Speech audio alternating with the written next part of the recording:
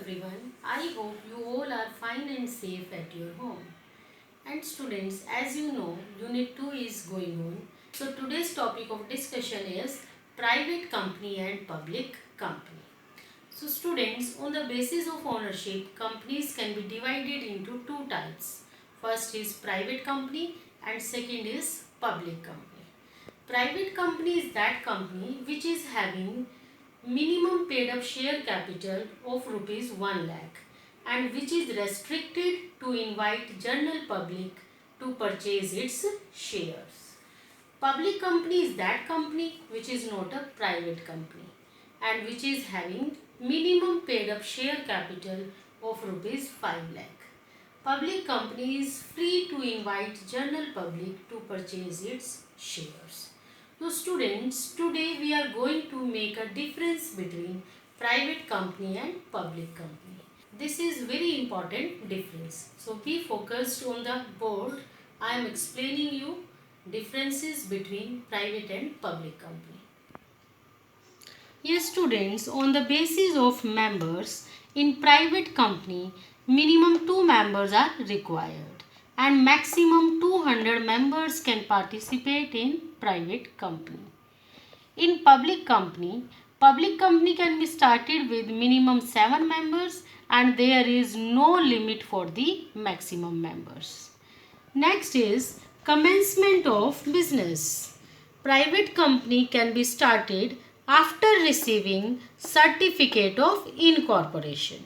Incorporation means registration. So after getting certificate of registration, private company can be started. And public company after receiving certificate of commencement of business.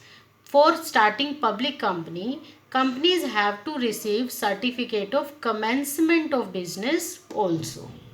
Next is directors. In case of private company, minimum 2 directors are required. And in case of public company, minimum 3 directors are required. Next is minimum paid up share capital. In case of private company, minimum capital required is rupees 1 lakh and in public company rupees 5 lakh. Next difference is index of members. Index of members means record or list of members.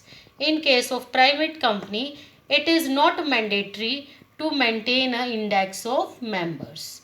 In case of public company, it is mandatory to maintain the index of members. Next difference is statutory meeting. Private companies are not legally bound to convene statutory meeting and to send report to registrar. But public companies are legally bound to convene statutory meeting and to send copies of report of statutory meeting to registrar. Now you will have a question, what do you mean by statutory meeting? Statutory meeting is the first meeting which must be held in a public company within 6 months of the establishment of public company. So it is compulsory to conduct statutory meeting in case of public company within 6 months of its establishment. It is the first meeting of shareholder.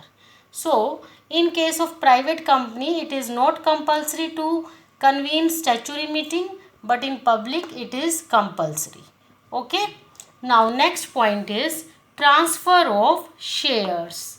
Members of private companies are not allowed to transfer their shares to general public, but the members of public company are allowed to transfer their shares to general public. Transfer means sell. They are allowed to sell their share to general public. Invitation to general public. In case of private company, no invitation is given to general public to purchase the shares of private company. Public is not allowed to buy shares of private company. But in case of public company, public is allowed to buy shares of public company. Yes, students. Next basis of difference is name. In case of private company, it is essential to use words private limited after the name of the company.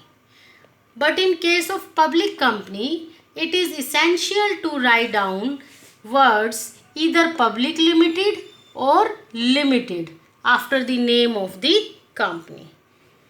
Next is loans to director.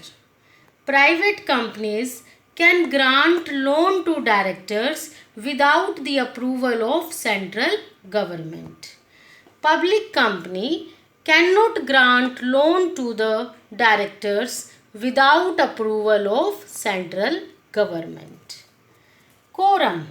Quorum means minimum number of members which must be present in the general meeting. Otherwise, meeting will not be held. What I am saying? Minimum number of members which must be present in the general meeting. Otherwise, meeting will not be conducted. So, that minimum number of member is called as quorum. So, in case of private company, it is compulsory that at least 2 members, 2 shareholders must present in the general meeting. And in case of public company, at least 5 members should be present in the quorum. If total number of members on the date of general meeting are 1000. If total number of members are 1000, then at least 5 members should be present in the general meeting. But if total number of members are more than 1000 and up to 5000, then at least 15 members should be present in the quorum. Otherwise, meeting will not be conducted. And if total number of members are more than 5000, then at least 30 members should be present in the quorum. Otherwise, meeting will not be conducted. Okay. Now, next point is legal formalities. Private companies are exempted from number of legal formalities like auditing, or you can say preparation of prospectus or statement in lieu of prospectus, certificate of commencement of business. So private companies are exempted from so many legal formalities, but public companies are not exempted from any of the legal formalities. They have to issue prospectus, they have to get certificate of commencement of business also. So all the legal formalities are required to be fulfilled by the public company. Next is prospectus. Prospectus is not required to be issued in case of private company, but in case of public company, prospectus is compulsory to be issued.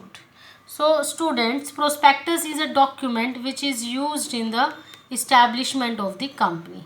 This is generally used to invite general public to purchase the shares. I will discuss all the documents with you later on fully. So here you have to learn that prospectus is not required to be issued in case of private company, but it is compulsory to be issued in case of public company. Last point of difference is managerial remuneration. Remuneration means salaries given to the managers. So in case of private company, there is no restriction in giving remuneration. Any amount of salaries can be given to managers. But there is a restriction in case of public company. Maximum 11% of net profits can be given in the form of salaries to the managers. Clear? So students, we have discussed today difference between private and public company. This is very interesting as well as important from examination point of view. I hope the difference is clear to you all. Some of the terms are very new which you have studied today, like quorum, prospectus, and I hope the terms are clear to you all. Even then, if you have any doubt, you can discuss with me. Okay students, thank you.